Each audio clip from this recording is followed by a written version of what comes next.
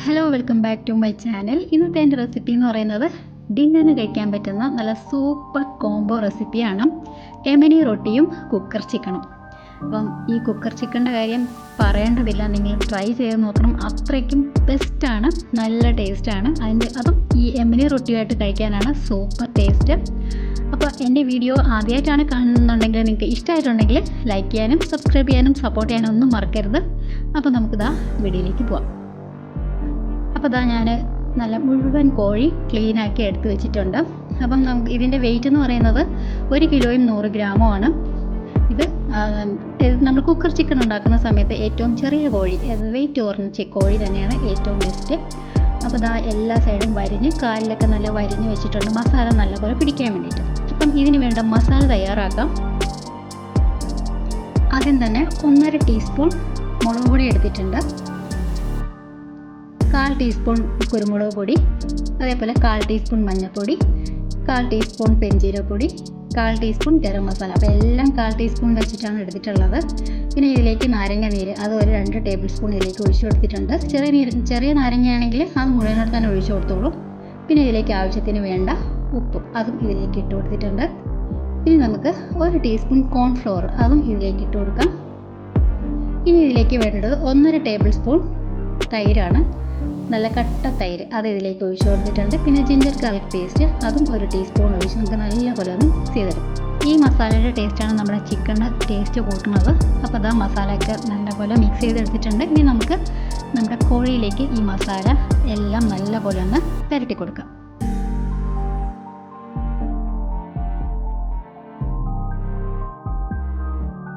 ഇപ്പോൾ ചിക്കനിൽ മസാലയൊക്കെ നല്ലപോലെ പുരട്ടി കൊടുത്തിട്ടുണ്ട്. ഇനി ഒരു ക്ലിംഗ് റാപ്പ് വെച്ച് നല്ലപോലെ ഒന്ന് കവർ ചെയ്ത് കൊടുക്കാം. അപ്പോൾ ഇതൊരു 3 മണിക്കൂർ നമുക്ക് ഫ്രിഡ്ജിൽ മാറ്റി വയ്ക്കാം.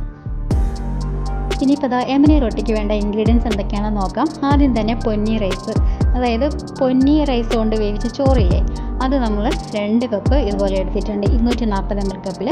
പിന്നെ അതേ അളവിൽ 1 കപ്പ് വെള്ളവും ഒഴിച്ച് നല്ലപോലെ ഒന്ന് അരച്ചെടുക്കുക. അപ്പോൾ ഇത് മാത്രമല്ല, ഈ പൊന്നി റൈസ് തന്നെ വേണമെന്നില്ല, മട്ട അരി ആയാലും വേറെ ഏത് വെള്ളച്ചോറായാലും ഇതുപോലെ അരച്ചെടുക്കുക. ഇനിയിപ്പോൾ ഒരു ബൗൾ എടുത്തിട്ടുണ്ട്, ഇതിലേക്ക് നമുക്ക് മൈദ ഇട്ട് കൊടുക്കാം. ഒരു 3.25 കപ്പ് ആണ് മൈദ ഇതിലേക്ക് ഇട്ട് കൊടുത്തിട്ടുള്ളത്.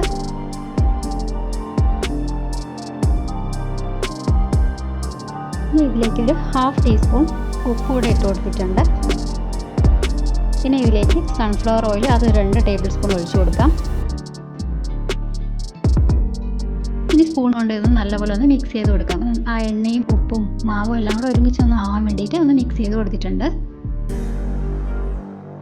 ഇനി നേരത്തെ നമ്മൾ അരച്ച് വെച്ച ചോറും വെള്ളമായിട്ടുള്ള മിക്സ് ചെയ്യുക, അത് ഇതിലേക്ക് കുറച്ചായിട്ട് ഒഴിച്ചൊന്ന് കുഴച്ചെടുക്കാം.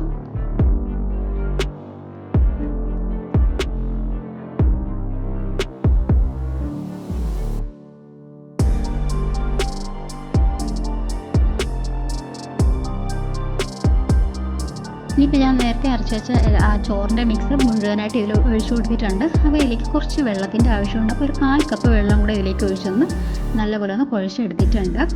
ഇനിയിപ്പോൾ നമ്മുടെ കയ്യിലൊന്ന് ഒട്ടിപ്പിടിക്കാതിരിക്കാൻ വേണ്ടിയിട്ട് കുറച്ച് സൺഫ്ലവർ ഓയിലും കൂടെ ഒന്ന് ഒഴിച്ച് നല്ലപോലെ ഒന്ന് കുഴച്ച് നമുക്ക് ഇത് റെസ്റ്റ് ചെയ്യാൻ വെക്കണം. അപ്പോൾ ഇത് റെസ്റ്റ് ചെയ്യാൻ വെക്കാനായിട്ട് ഒരു ഏകദേശം 1/2 മണിക്കൂർ മതി. കാരണം നമ്മൾ ഈസ്റ്റൊന്നും ഇട്ട് വയ്ക്കുന്നതല്ലല്ലോ, ചോറിട്ട് വയ്ക്കുന്നില്ല. അപ്പോൾ ഒരു 1/2 മണിക്കൂർ വെച്ചാൽ മതി. അങ്ങനെ 3 മണിക്കൂർ കഴിഞ്ഞ ശേഷം നമ്മുടെ ചിക്കൻ അതിൽ നല്ല മസാലയൊക്കെ പിടിച്ച് റെഡി ആയിട്ടുണ്ട്. ഇനി ഇത് നമുക്കൊന്ന് ഫ്രൈ ചെയ്തെടുക്കണം. അപ്പോൾ കുക്കർ ചിക്കൻ എന്ന് പേര് വരാൻ തന്നെ കാരണം മുഴുവനോടുള്ള നമ്മുടെ കോഴിയിൽ അത് ഇതിലേക്ക് കുക്കറിലേക്ക് ഇട്ട് വേവിച്ച് എടുക്കുന്നതിനാണ് കുക്കർ ചിക്കൻ എന്നുള്ള പേര് വരുന്നത് തന്നെ. അപ്പോൾ കുക്കറിലേക്ക് ഞാൻ നല്ല വെളിച്ചെണ്ണ ഒഴിച്ചു കൊടുത്തിട്ടുണ്ട്. അപ്പോൾ വെളിച്ചെണ്ണ മാത്രമേ യൂസ് ചെയ്യാവൂ, വേണ്ട ഓയിലൊന്നും ഉപയോഗിക്കരുത്. അപ്പോൾ വെളിച്ചെണ്ണ ഒഴിച്ച് അതിലേക്ക് നമ്മുടെ ചിക്കനും വെച്ച് കൊടുത്തിട്ടുണ്ട്.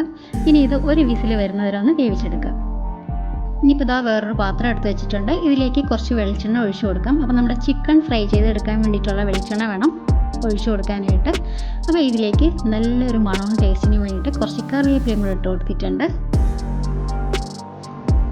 നമ്മൾ നേരത്തെ ഒഴിച്ച് വേണമെങ്കിൽ എടുക്കാം. നമ്മൾ കുറച്ച് എണ്ണ ഒഴിച്ചതുകൊണ്ട് കുറച്ച് അതിൽ ഫ്രൈ ആയിട്ടും ഉണ്ട്, നല്ലപോലെ വെന്തും വന്നിട്ടുണ്ട്.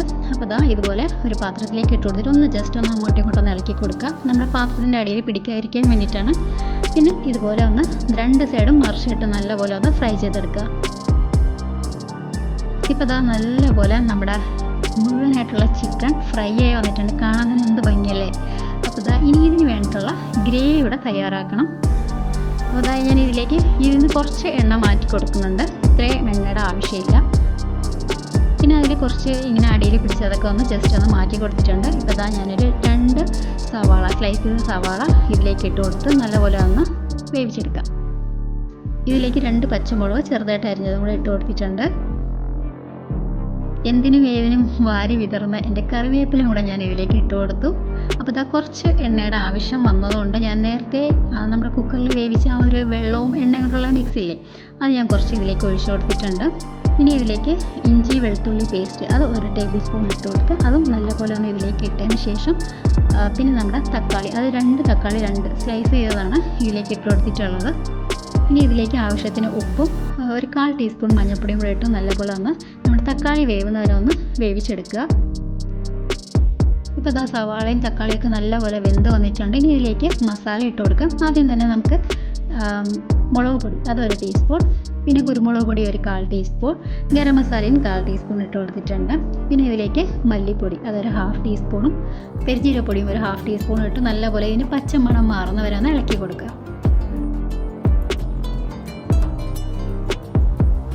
ഇനി ഇതിലേക്ക് 1 ടേബിൾ സ്പൂൺ തൈര് അതും കൂടെ ഇതിലേക്കൊന്ന് മിക്സ് ചെയ്ത് കൊടുക്കാം.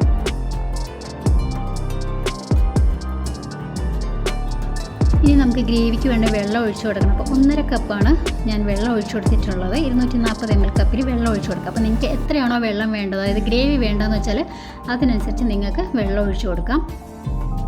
ഞാൻ ഇതിലേക്ക് കുറച്ചായിട്ടാണ് വെള്ളം ഒഴിച്ചു കൊടുത്തിട്ടുള്ളത്. അപ്പം അത് ടോട്ടൽ 1.5 കപ്പ് വെള്ളമാണ് ഒഴിച്ചിട്ടുള്ളത്. ഇപ്പോൾ ഗ്രേവി നല്ലപോലെ തിളച്ച് വന്നിട്ടുണ്ട്. ഇതിലേക്ക് കുറച്ച് മല്ലിയില ഇട്ട് കൊടുക്കാം. ഇനിയിപ്പോൾ ഈ സമയത്ത് നമ്മൾ നേരത്തെ വേവിച്ച് ഫ്രൈ ആക്കി വെച്ചിരിക്കുന്ന നമ്മുടെ മുഴുവൻ കോഴിയില്ലേ, അത് ഇതിലേക്കൊന്ന് ഇട്ട് കൊടുക്കാം. അപ്പം ഇനി ഈ ഗ്രേവി ഈ നമ്മുടെ ചിക്കനിൽ നല്ലപോലെ 2 സൈഡും പിടിക്കണം. അപ്പം ഇടയ്ക്കിടയ്ക്ക് ഈ ചിക്കനൊന്ന് 2 സൈഡും മറിച്ചിട്ട് കൊടുക്കണം. അപ്പം അതായത് ഈ ഗ്രേവി നല്ലപോലെ ഈ ചിക്കനിൽ പൊതിഞ്ഞ് വേണം വെക്കാനായിട്ട്. എന്നാലേ ഇതിൽ ചിക്കനിൽ നല്ലപോലെ മസാലയൊക്കെ ഉള്ളിലോട്ടൊക്കെ പിടിക്കുകയുള്ളൂ. ഇനി ചിക്കനിൽ ആ മസാലയൊക്കെ ഒന്ന് പിടിക്കാൻ വേണ്ടിയിട്ട് ഒരു 10 മിനിറ്റ് ഒന്ന് ലോ ഫ്ലെയിമിലൊന്ന് അടച്ചു വയ്ക്കാം. ഇനിയിപ്പോൾ നമ്മുടെ മാവ് റെഡി ആയിട്ടുണ്ട്. 1/2 മണിക്കൂർ കഴിഞ്ഞു. ഇനിയിപ്പോൾ നമ്മുടെ ഗ്രേവി റെഡിയാവുന്ന ആ ഒരു ടൈമിൽ നമുക്ക് ഇതിനൊന്ന് റെഡിയാക്കി എടുക്കാം. അപ്പോൾ ഇത് നല്ലപോലെ സോഫ്റ്റായി വന്നിട്ടുണ്ട് മാവ്.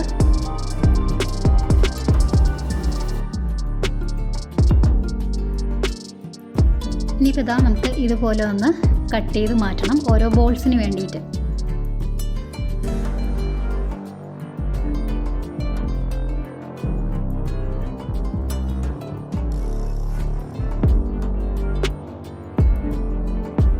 ഇതെല്ലാം കട്ട് ചെയ്ത് മാറ്റിയിട്ടുണ്ട്. ഇനി നമുക്കിതിനെല്ലാം ഓരോ ബോൾസ് ആക്കി മാറ്റണം. റൗണ്ടായിട്ട് നമുക്കിത് പരത്തിയെടുക്കണമല്ലോ. അപ്പോൾ ആ ഒരു ഷേപ്പിൽ ഇതിനൊന്ന് റൗണ്ടാക്കി എടുക്കണം.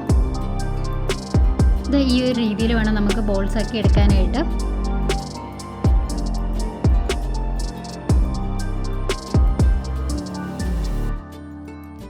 ഒരു 11 ബോൾസ് എനിക്കിപ്പോൾ ഇവിടെ വന്നിട്ടുണ്ട് 3.25 കപ്പിന്. ഇനിയിപ്പോൾ നമുക്കിതൊന്ന് ഓരോന്നായിട്ടൊന്ന് പരത്തിയെടുക്കാം.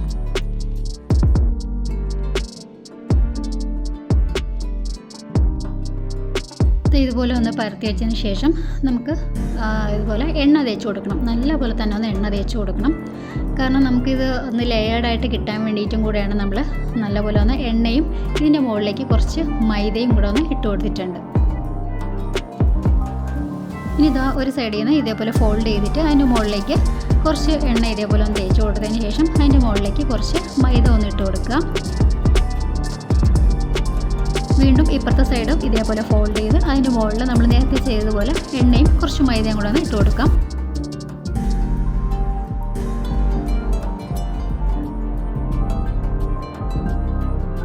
ഇനിയിപ്പോൾ മുകളിൽ നിന്ന് ഇതേപോലെ ഒന്ന് മടക്കി കൊടുത്തതിന് ശേഷം വീണ്ടും അതിൻ്റെ മുകളിൽ നമ്മൾ നേരത്തെ ചെയ്തതില്ലേ അതേപോലെ ഒന്ന് വീണ്ടും മൈദ ഇട്ട് കൊടുക്കാം.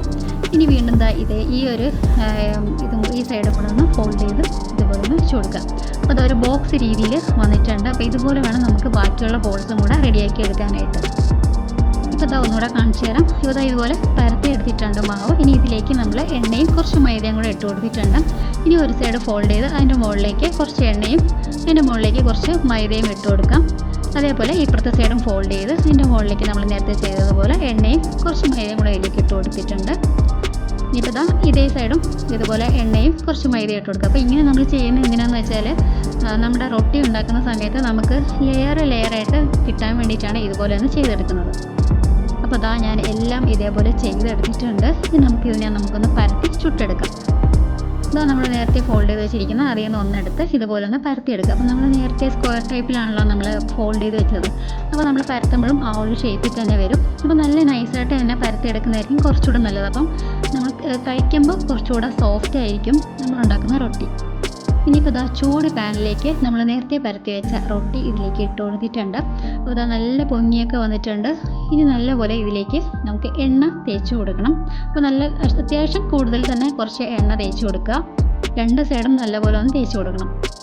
അപ്പോൾ നമ്മൾ റൊട്ടി ചുട്ടെടുക്കുന്ന ഒരു സമയത്ത് മീഡിയം ഫ്ലെയിമിൽ വേണമായിട്ട് ചുട്ടെടുക്കാനായിട്ട്. അതായത് ഹൈ ഫ്ലെയിമിൽ ഇട്ട് കഴിഞ്ഞാൽ ഇത് കരിഞ്ഞു പോകും. അതുകൊണ്ട് നല്ല മീഡിയം ഫ്ലെയിമിൽ ഇട്ടിട്ട് വേണം ഇത് ചുട്ടെടുക്കാനായിട്ട്. എന്നാൽ മാത്രമേ നല്ല സോഫ്റ്റായിട്ടും ഇരിക്കുകയുള്ളൂ. അപ്പോൾ ഇതാ റൊട്ടി എല്ലാം ചുട്ട് കഴിഞ്ഞിട്ടുണ്ട്. അപ്പോൾ ഞാൻ ചൂടോടെ കാസറോളിലാണ് അടച്ച് വെച്ച് കൊടുക്കുന്നത്. അപ്പോൾ ഇങ്ങനെ ചെയ്യുമ്പോൾ റൊട്ടി കുറച്ചുകൂടെ സോഫ്റ്റായിട്ട് കിട്ടും. അങ്ങനെ ഇതാ ഇന്ന് കാണിച്ച യമനി റൊട്ടിയും കുക്കർ ചിക്കനും നിങ്ങൾക്ക് ഒരുപാട് ഇഷ്ടമായെന്ന് വിചാരിക്കുന്നു. അപ്പോൾ ഇതാ റൊട്ടി കാണുമ്പോൾ തന്നെ മനസ്സിലാവും നല്ല സോഫ്റ്റാണ്, കുറേ ലെയറുകളായിട്ടുള്ള ഒരു റൊട്ടിയാണ്. കണ്ടാൽ നമുക്ക് പൊറോട്ടയും അതേ ഒരു ടേസ്റ്റിൽ തന്നെ നമുക്കിത് ഉണ്ടാക്കിയെടുക്കാവുന്നതാണ്. അപ്പോൾ പിന്നെ നമ്മുടെ കുക്കർ ചിക്കനും പറയാനില്ല, നല്ല അസാധ്യ ടേസ്റ്റാണ്. അപ്പോൾ ഇന്ന് കാണിച്ച ഈ 2 റെസിപ്പിയും നിങ്ങൾക്ക് ഇഷ്ടമായെന്ന് വിചാരിക്കുന്നു. അപ്പോൾ നിങ്ങൾക്ക് ഇഷ്ടമായിട്ടുണ്ടെങ്കിൽ സപ്പോർട്ട് ചെയ്യാൻ മറക്കരുത്. Thank you.